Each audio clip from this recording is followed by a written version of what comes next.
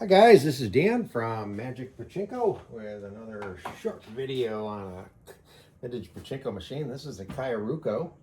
I'm not sure of the year, doesn't have a date on it. Obviously mid-70s like most of them.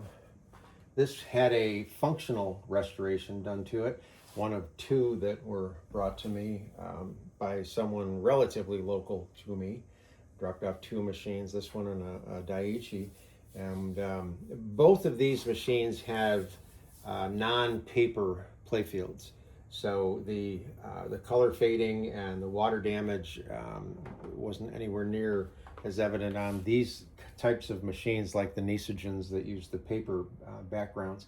So without needing to do a playfield change, it's a pretty good candidate for what I call a functional restoration, where you just make sure that the machine is clean internally and works functionally. So when I do the functional restorations, the things that I touch on the front are the feed tray, the lower tray, and the launch mechanism. I don't do anything to this area short of polishing. We agreed to just polish the heads of the nails just to shine them up a little bit. They will patina back again eventually, but at least in the short term they look pretty good.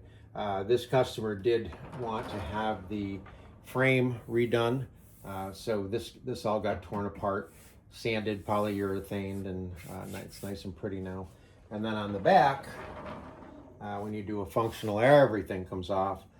Everything gets torn apart, broken down to individual pieces. Everything gets cleaned. This board gets sanded and polyurethane so it doesn't absorb moisture. The launch mechanism all gets taken apart, reassembled, relubricated. This is the only thing that gets lubricated on a Pachinko machine, by the way. Metal on metal. You do not lubricate plastic on brass and so on. So this is nice and clean, functional. Got all the wiring hooked back up. The one problem that I had when I was testing is that the ball out light was flaky. And what I found is that where the fuse is, there's two brass clips that hold that fuse. And if these aren't tight enough, then the fuse is kind of wonky in there, and you'll get a sporadic light coming off and on, so on and so forth. So what you do is you take the fuse out, you squeeze those two clips down tight, and then pop the fuse back in, and then it'll have a nice grab on the fuse. So when you get ready to play this game, you're going to take the 12 volt power supply, plug it in, and then plug the pigtail into the end of the power supply. And when you do plug it in, because there are no Pachinko balls in the machine at this moment in time, the red light will come on, or the light comes on and shines through a red lens. That's your ball out light. This one also has a little window cut here where once I put balls in, you'll be able to see them. So between this and not seeing balls, that's your cue to say, hey, I need to replenish the machine. Keep in mind, when you own a machine, you're not only the player, but you're also the parlor owner, meaning that you need to maintain the machine. So there's a couple of things to check before you get ready. The first and most important thing is what's called the ball dump latch. And on this machine here, it is right here. It's this mechanism here. So when this is open, if I put some balls in the hopper, they flow right through the machine and out onto the floor. I have people call me all the time and say, I put balls in, they fall out on the floor. Well, that's why. It's because the latch system is not properly latched. So what I did is I marked it here with a little red arrow. You're simply going to take your thumb and push, and when you push, it shoves to the left, and then it will catch. Let me do this. Okay, there's a little notch right there. So when you push to the left, it drops down and gets caught by that little brass piece, and now you can see the red, and that means that actually in this case red is good. You can see it, so that means that now when I put a ball in, they go across the bridge that's created by these guys and right into the jackpot. Now the second thing is that if you start to put balls in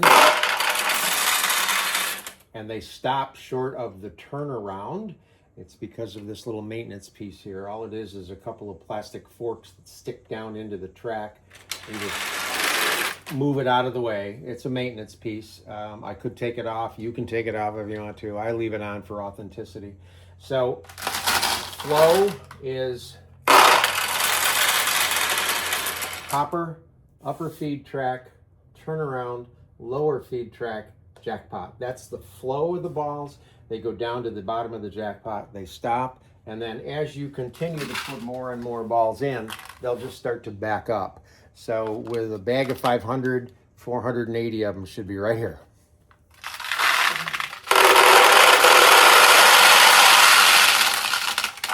So you just want to keep out some balls to play. You're going to put some sort of a catch box down here. Doesn't necessarily have to be one of these. It just has to be something that's wide enough to go span from here to here. Losing balls come out here. The winning ball is going to drop out of the machine there.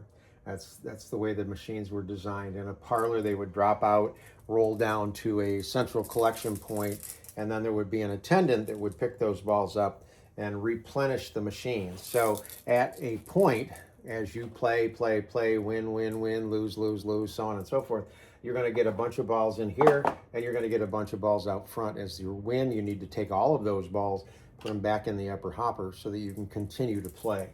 There's a number of things that the machine will remind you of, and I'll go through those in just a second. The last thing you want to check before you get ready to play the game is to make sure the seesaw is tipped properly. Now this particular machine is missing the cover that would have been right here. So it's not a necessary cover, and it's kind of nice that it's not there because you get a chance to see the internal workings here. I'll bring the camera in a little bit closer. So this is the seesaw. You want to make sure the seesaw is tipped this way and not down like that. If it is down, oops, you just lift up on this little gray plastic. It lifts a ball up and over the hump, and the ball pushes this down and then goes back over here. So this is the way you want the seesaw, not that way, okay? So while I'm back here, any winning ball comes in, rolls down a ramp, hits the end of the seesaw. The seesaw tips, lets the ball out, it rolls over to here, it kicks this thing out of the way, it drops onto the jackpot arm, which is this piece right here, pushes the jackpot arm all the way down to the bottom. It's held in place by the paper clip momentarily. It opens the jackpot, lets the balls out. They come out front. 14 balls is a win to the player, and then the whole system resets. The seesaw would lift up, the paper clip would lift up, let the losing ball out, and then this gets reset right there, and the machine's ready to go again. So one thing to keep in mind is that every time you get a win, it should pay out. If it doesn't give you a payout, stop playing, because you don't want to just continue to play. You're going to make the problem worse. Usually what happens is a ball will not make it all the way into the seesaw before it tips, or it will tip and it will only drive the jackpot arm halfway down. So it's just a matter of getting the jackpot arm all the way down. It'll give you a jackpot reset, and then you're fine, okay? So now that we've got the machine fully loaded and ready to go, you're going to come around to the front. You're going to take the few balls that you had left over, put them in the feed tray, and you're going to start to launch Pachinko balls. Now before I launch, you could look up here. You can see the balls in here, and the ball out light is not on. So those are two cues that say, hey, you're okay, you can play. What will happen eventually is you won't see any balls here, and eventually the red light will come on. At that point, the machine will not let you launch balls. It drops a flag in the way, and the balls won't go in on the launch ramp. So at that point, if you've gone that long, you have to stop playing, take your winnings, losings, and replenish them in the upper hopper so that you can keep playing. So proper way to launch a Pachinko ball, you curl your fingers under the finger rest, bring your thumb down and let go. And that's how you launch a Pachinko ball. Ooh, you almost got a win. There we go.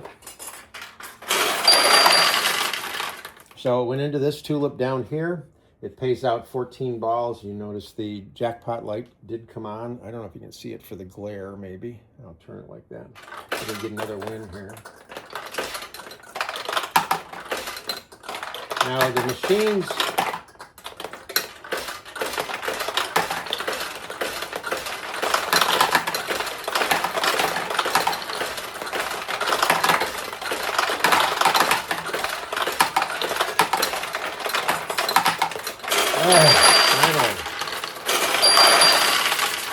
okay, the machines are set up so that you can launch one ball and just, you know, watch it until it's gone, or you can just launch them pretty quickly. It just depends on how you want to play. If you go all the way down and let go, it's going to bounce off the bumper and stay on the right side. To get them onto the left side, you just go all the way down to make sure you get a ball onto the launch ramp, but then let off a little bit, and you can get one to stay on the left side. It doesn't take long to get the touch. So again, it's just a matter of launching the balls. Ideally you want them to go down the middle.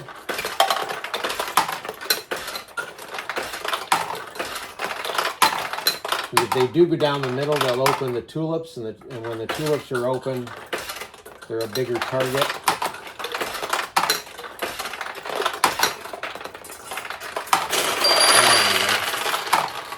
So that's the Kyoraku. Again, probably mid-70s. Hope you like it. It's a cool machine.